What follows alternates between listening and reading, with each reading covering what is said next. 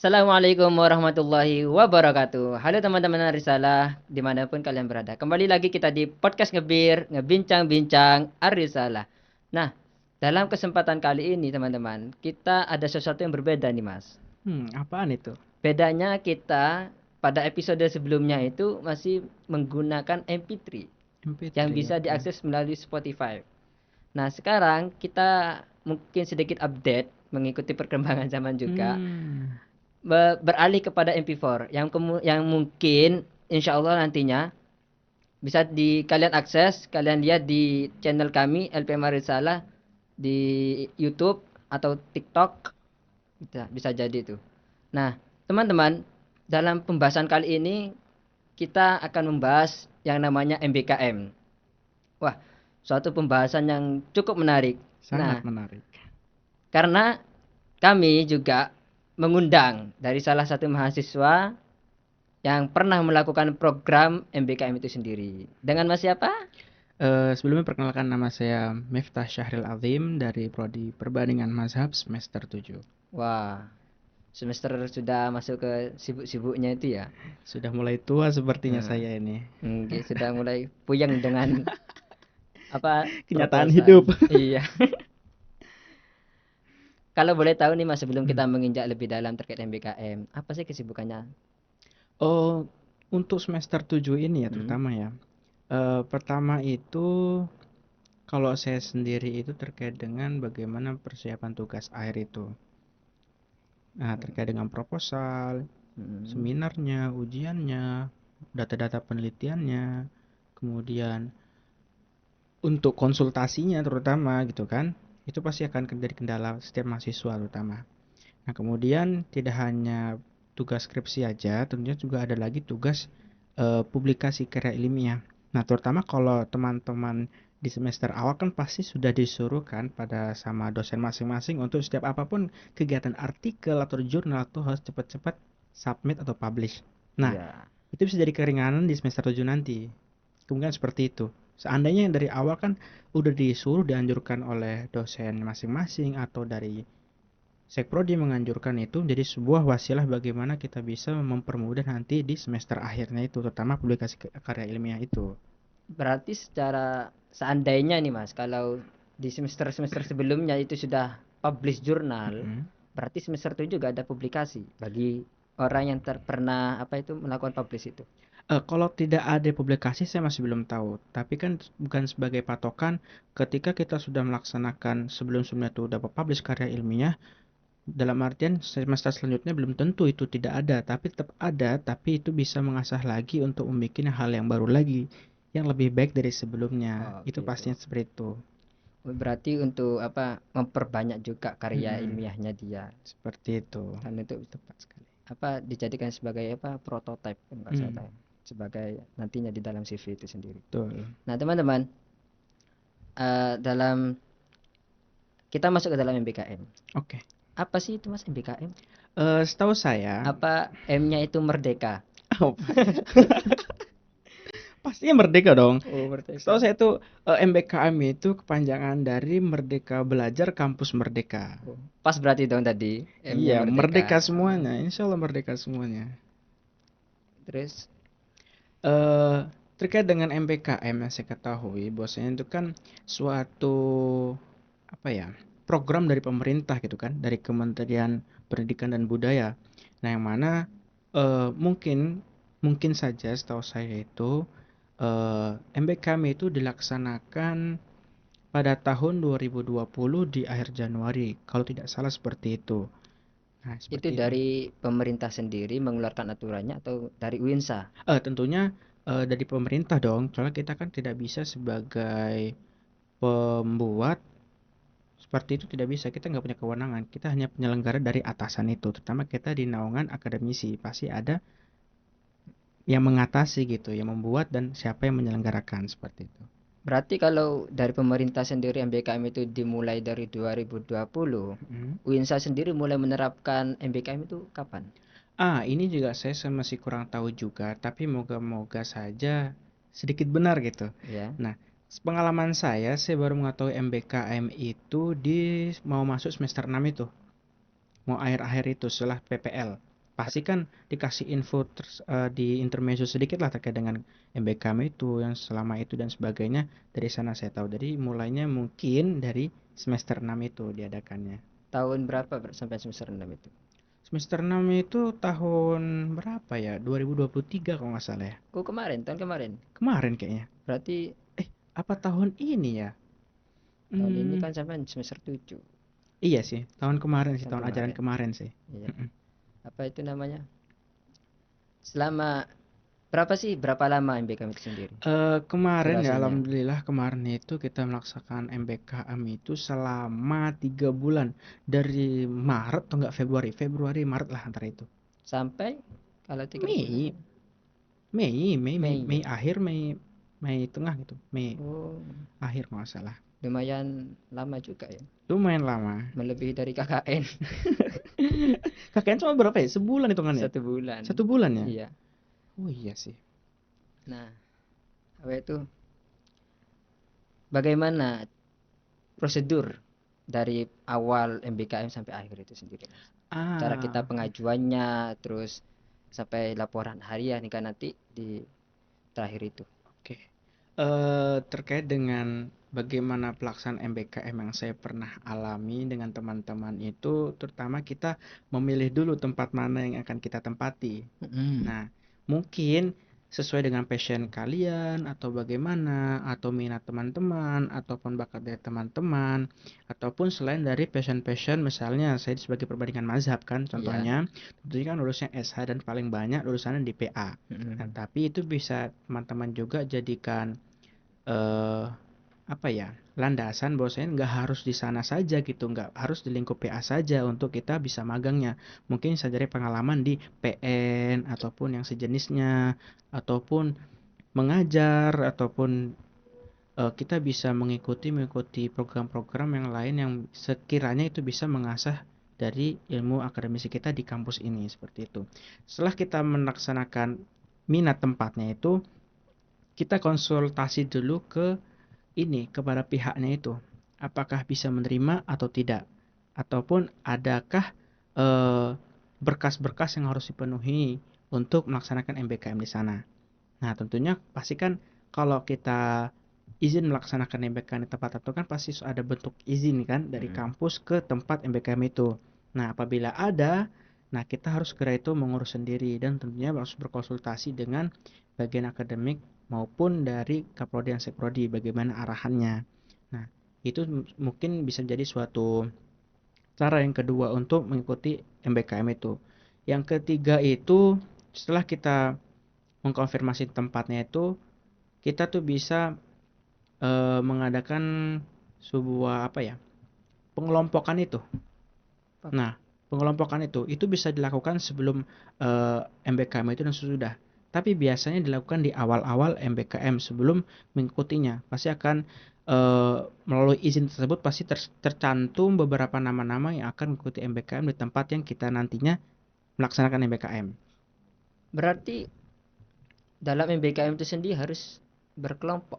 Ah, kalau kelompok sih, saya nggak bisa memastikan harus berkelompok tidak ya, tapi lebih baik berkelompok saja. Nah, kemarin kalau saya lihat dari berkelompok itu lebih enak, lebih hawanya tuh lebih riang, lebih enjoy. Karena apa? Dari apa-apa yang kita laksanakan dari proses mencari tempatnya, perizinannya, kemudian apa-apa yang akan kita siapkan untuk MBKM itu kita bersama-sama gitu. Di kelompok itu bersama-sama. Nah, lain lagi kalau kita sendirian. Seandainya kita mau misalnya kita mau MBKM coba di BNN, misalnya contohnya BNN nih. Kita pasti ngajukan surat sendiri, Hmm. konfirmasi ngasih suratnya sendiri. Nah, kemudian mempersiapkan apa-apa finansial secara sendiri tentunya. Belum lagi ntar laporan akhirnya itu. Sulit, Mas.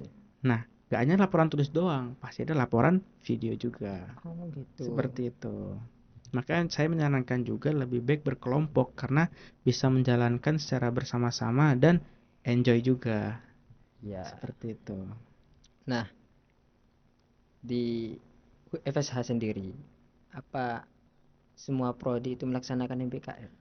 Hmm, menurut saya dan pengalaman saya nggak semuanya sih melaksanakan MBKM.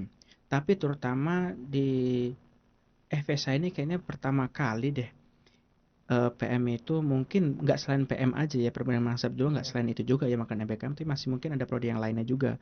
Tapi setelah kita melaksanakan MBKM itu setahu saya di PM itu yang pertama sih. Untuk semester saya itu yang kemarin itu yang melaksanakan MBKM yang pertama. Tapi kalau ada prodi lain kami tidak tahu gitu. Paling banyak mahasiswa itu dari prodi mana yang ikut MBKM itu sendiri? Kalau paling banyak sih diwajibkan, Diwajibkan. diwajibkan MBKM itu untuk terutama yang di saya sendiri ya di program studi permanent mahasiswa itu diwajibkan, diwajibkan. Tapi dalam artian itu kenapa diwajibkan? Pasti kan kita mengetahui bahwasanya kalau dari konversi kan mata kuliah berarti sifatnya itu wajib, sama kayak kita mengikuti mata kuliah lainnya bersifat wajib kan. Iya. Nah pasti kalau nggak mengikuti pasti akan diganti di tahun kemudian Berat. seperti itu. Kalau nggak ikut MBKM, tahun depan ikut juga gitu. Mungkin seperti itu. Tapi kalau sebagainya kalau dianggap saja nih berapa kelompok ikut MBKM, satunya nggak ikut MBKM, apakah bisa diikutkan pelajaran mata kuliah atau bagaimana? Nah itu mungkin ada keputusan diskresi sih mungkin kalau nggak salah seperti itu. Apakah dia ntar diikutkan di MBKM tahun depan, apakah diikutkan pembelajaran sebagainya, itu saya nggak tahu. Masih belum pernah mengalami seperti itu. Tapi terutama kalau nggak mengikuti MBKM pada tahun kemarin atau pada semester kemarin, pasti akan diulang di semester depannya. Oh Seperti gitu. itu.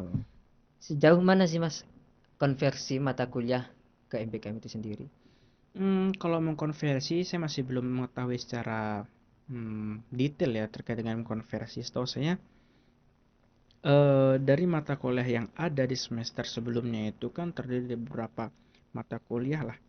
Nah, jadi semua itu dikonversikan kepada MBKM. Yang pada nantinya dari mata kuliah yang dikonversikan itu berharap bahwasanya apa yang mata kuliah yang ada pada semester itu semua tuh terlaksana di MBKM tersebut.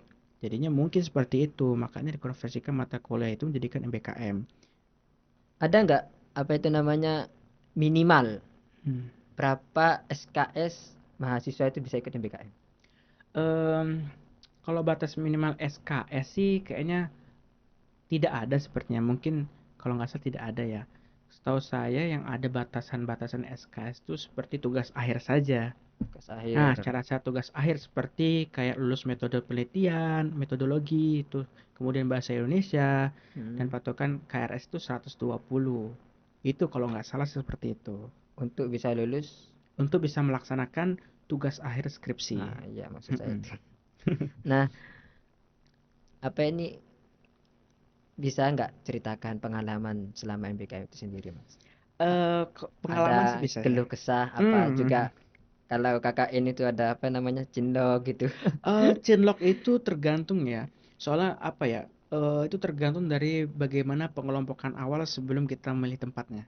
Hmm. Nah, soalnya setelah kemarin pas kita dikasih pembekalan oleh Pak Imron di kelas terkait dengan MBKM, sebelumnya dijelaskan bahwasanya ada beberapa opsi nih MBKM di tempat ini, bukan tempat ya, kriteria kayak asisten mengajar, magang, apa dan sebagainya itu ada dijelaskan.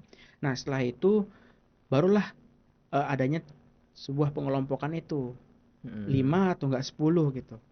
5 atau enggak 10 Kelompok kelompok. anggotanya minimal. Anggotanya tuh ada 5 atau enggak 10 kalau nggak salah. Hmm. Seperti itu. Nah, setelah itu kalau dibilang ada cendlok nggak cendloknya itu saya nggak tahu ya, soalnya kemarin saya pas MBKM itu 5 orang cowok semua, nggak Oh mungkin itu dong cendlok. kayak Ya mungkin bahaya seperti itu itu. kalau cendok Iya itu. seperti itu. Nah terkait dengan pengalaman seperti itu, 5 orang yang kita rasakan itu sangat enjoy banget sih, riang banget terkait dengan bagaimana kita melaksanakan program MBKM itu, terutama dari awal kita keberangkatan mempersiapkan berkas diri dan fisik jiwa dan raga itu Hmm. kita siapkan bareng-bareng gitu. Terutama bagaimana kita perjalanan menuju ke Malang, terutama kan saya di Pradi itu kan, di Iya ya. bagian lembaga bantuan hukum itu, kita bersihkan bersama tuh sebelumnya, sesudahnya, barang-barangnya, perlengkapannya, serta tempat tinggal yang akan kita tempati selama program MKM tersebut selama 3 bulan. Itu.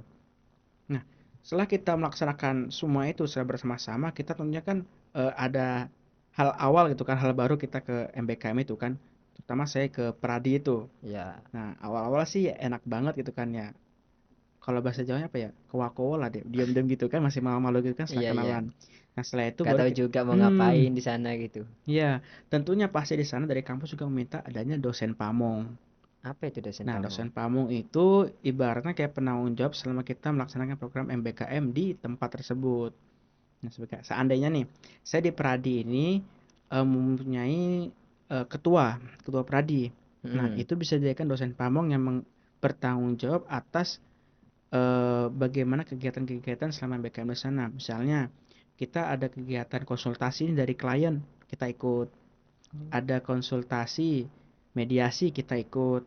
Ada sidang di PN, kita ikut. Di PA, kita ikut, dan sebagainya. Seperti itu. Kita juga mengawal juga seperti layaknya lawyer-lawyer dan advokat-advokat di sana gitu. Karena kita sudah magang gitu. Secara nggak langsung kita sudah sebagai lawyer gitu. Oh gitu. Heeh. Berarti dalam apa itu namanya pengalaman Anda terkait MBKM itu dalam penempatan kan ini Hmm. karena apa itu nah kelompok pastinya ada beberapa anggota kan itu mereka apa itu namanya berada di masing-masing divisi apa Mm-mm. di masing-masing bidang itu sesuai dari apa yang mereka inginkan atau dipetakan dari sana. Nanti kamu di sini gitu. Oke, oke. Kalau dari itu sih di luar kehendak kita ya, tapi semua itu diarahkan oleh dosen pamong semuanya. Nah, kalau saya kemarin itu di Pradi Malang itu kita sama-sama bareng-bareng dalam mengikuti kegiatan-kegiatan apa yang dilaksanakan oleh lawyer-lawyer di sana. Contohnya nih, ada yang konsultasi di Hmm. LBH nih, Lembaga Bantuan Hukum. Oke, kita ikut bareng-bareng. Nah, setelah kita ikut bareng-bareng, kita juga menganalisis bagaimana apa yang dilaksanakan lawyer itu kepada kliennya, apa yang ditanyakan, apa yang diperbuat, dan apa hasil akhirnya. Kita juga mengamati itu. Nah, setelah ada kegiatan itu, tentunya kita akan membuat sebuah laporan dong setiap Iya, harinya. Apa yang kita lakukan, apa yang kita kerjakan, dan apa nanti outputnya yang kita dapatkan. Nah, seperti itu. Jadi banyak banget sih dibilangnya. Kalau dibilang divisi-divisi setiap masing-masing orang, saya rasakan kemarin tuh enggak sih. Enggak setiap perorangan, tapi kita bersama-sama gitu, bersama-sama untuk menyelesaikan program itu dan bersama-sama ntar menyelesaikan laporannya juga. oh, gitu. Berarti dalam apa secara pelaksanaan secara teknis itu kelompok MBKM itu ada dua dosen.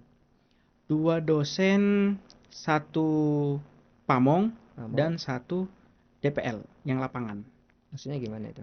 Yang dosen pamong itu untuk dosen yang bertanggung jawab di tempat MBKM itu. Hmm.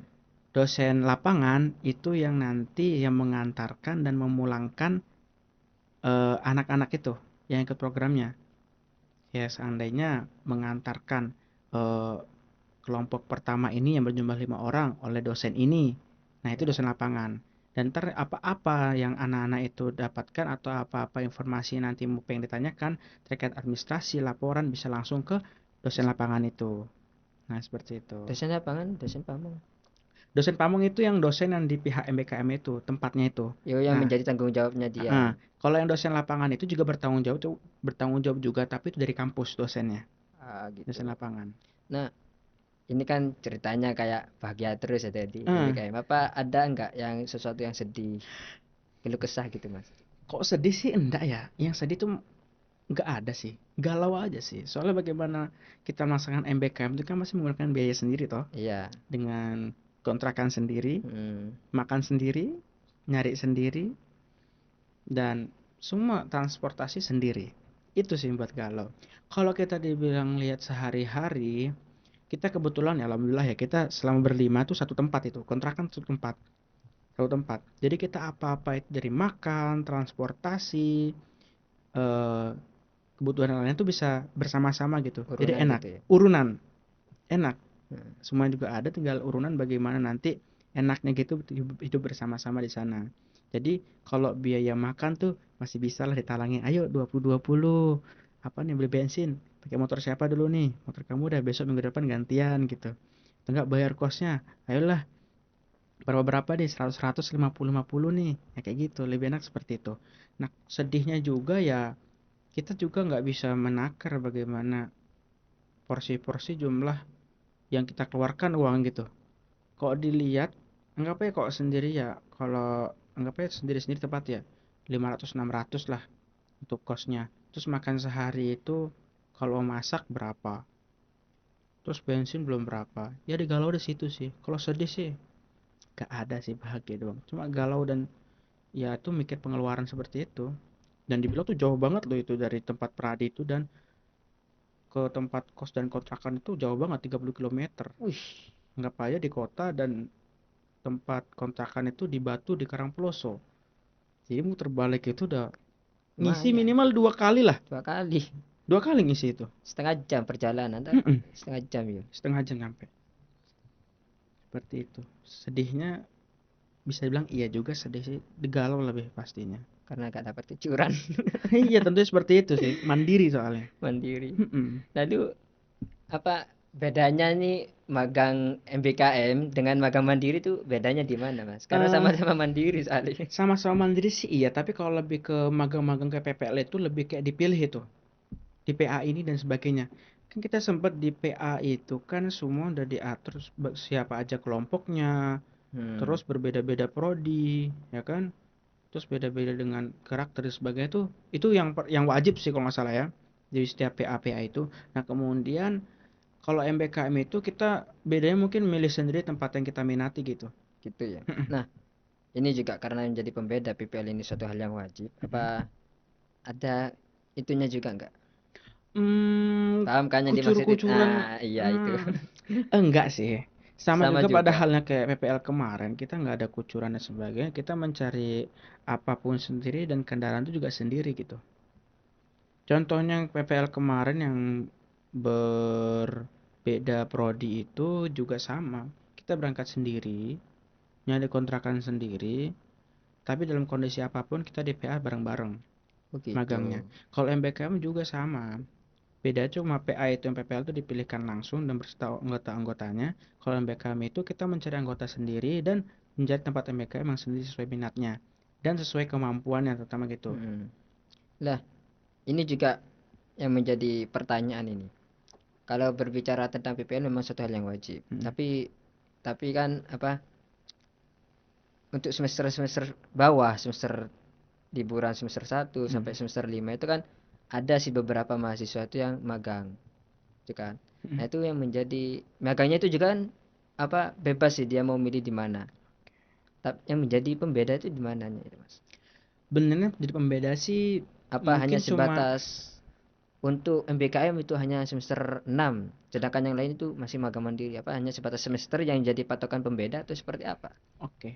Menurut saya sih MBKM itu bukan sebagai patokan dan sebagainya. Bedanya itu cuma dia eh, menganggap bahwa setelah kita lulus itu kita harus bisa mempersiapkan apapun keadaannya nggak sesuai dengan kita inginkan. Contohnya, yang pernah mungkin teman-teman juga bisa apa sih setiap kampus itu paling banyak prodinya. Anggap aja yang perbankan-perbankan itu kan. Hmm. Anggap aja di setiap kampus ada satu. Kalau kampusnya ada 10 dan masuknya itu ada 100 mahasiswa dan lulusan 100 mahasiswa, jadi berapa setiap seluruh kampus itu? Anggap aja ada 5 kampus, 500 kampus. Sedangkan setiap perbankan nggak ngambil semuanya. Hmm. Nah, seperti itu. Nah, MBKM itu juga seperti itu kayak mau apa ya? Mempersiapkan diri untuk melaksanakan kegiatan-kegiatan di luar ekspektasi kita dan di luar keinginan kita. Nah, kita menjadi apa? Pasti nggak tentu kan? Hmm. Anggap aja lulusan sosial, teknik, PAI. Apakah sesuai dengan pekerjaannya? Sesuai dengan gelarnya? Enggak. Enggak. Nah, mungkin seperti itu juga MBKM mempersiapkan bagaimana nantinya suatu hal yang tidak terjadi di diri kita, kita udah mempersiapkan dengan baik gitu. Bagaimana kita mendapat pengalamannya, segi interaksinya, berbaur di masyarakatnya, bagaimana dengan karakter-karakter masing-masing orang lah gitu. Kita juga lebih ke pengalamannya itu, yang tentunya di luar passion kita dong. Pasti seperti itu.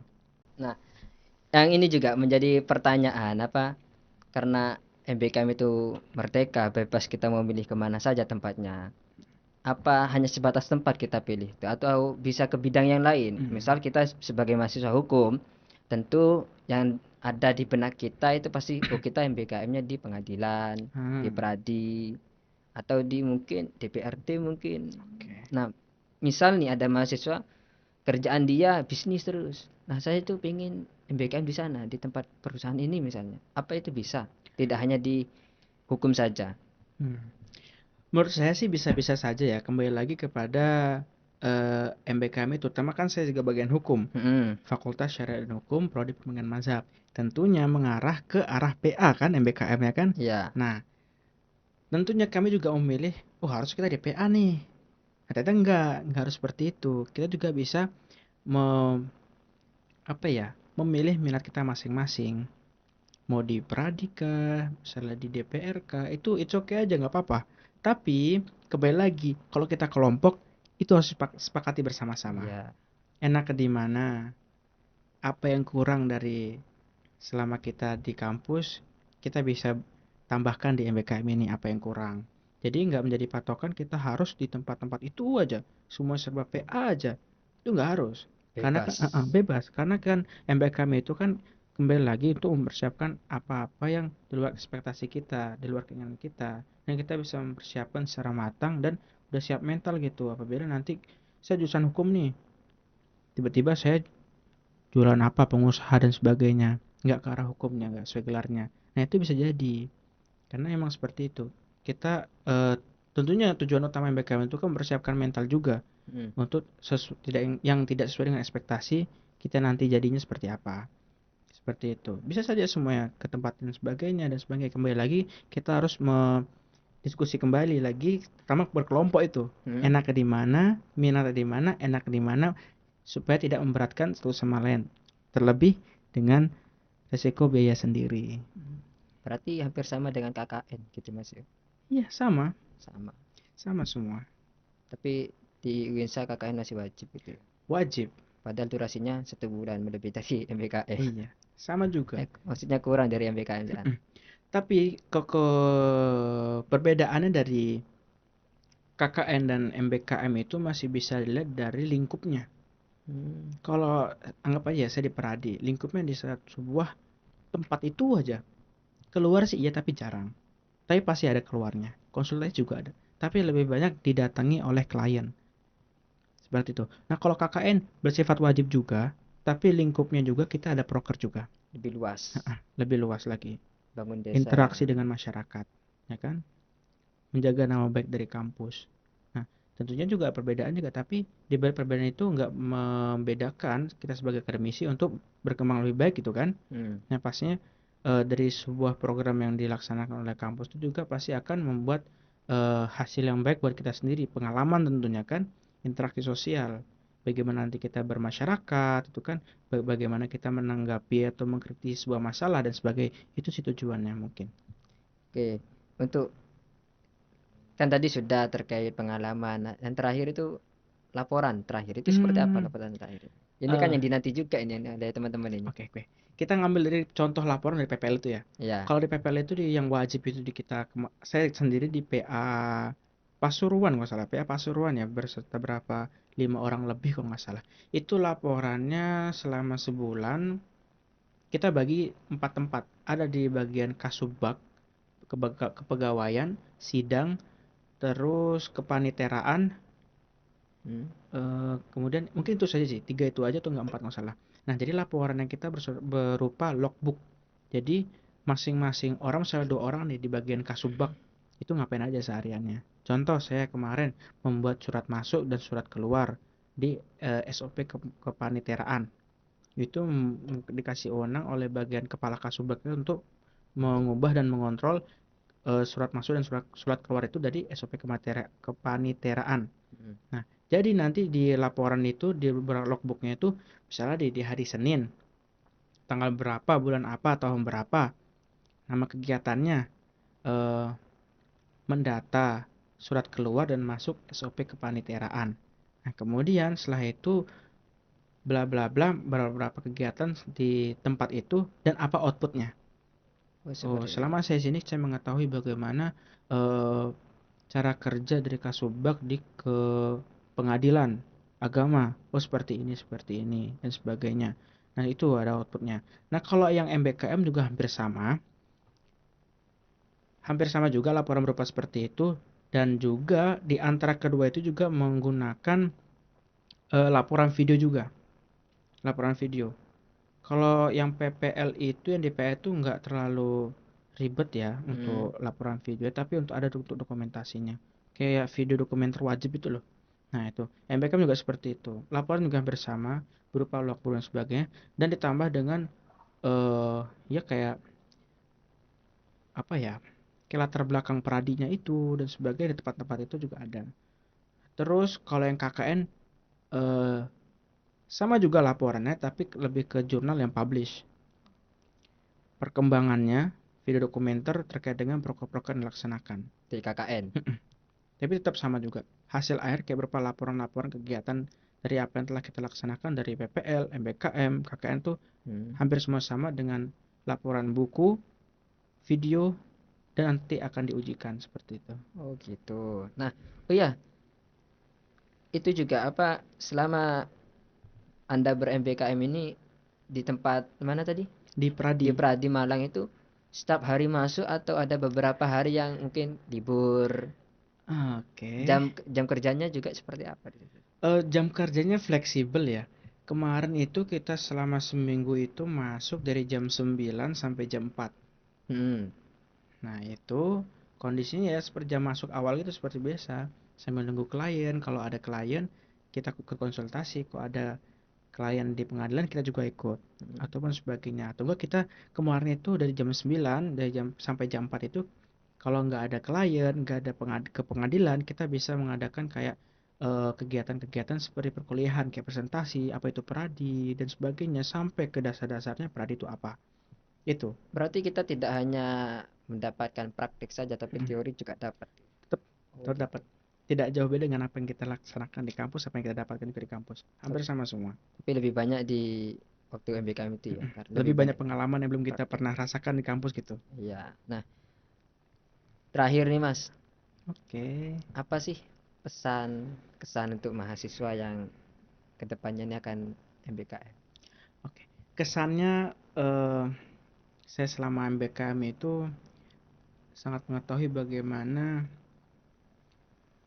kegiatan dunia kerja selain dengan passion kita, gitu kan?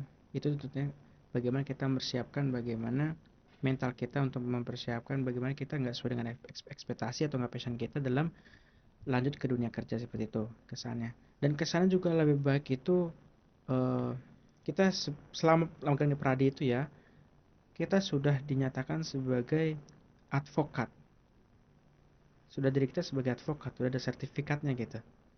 Itu pasti. Karena apa? Yang magang itu juga sama juga. Lulusan Pradi juga pasti akan magang juga sebelum masuk ke ini ya.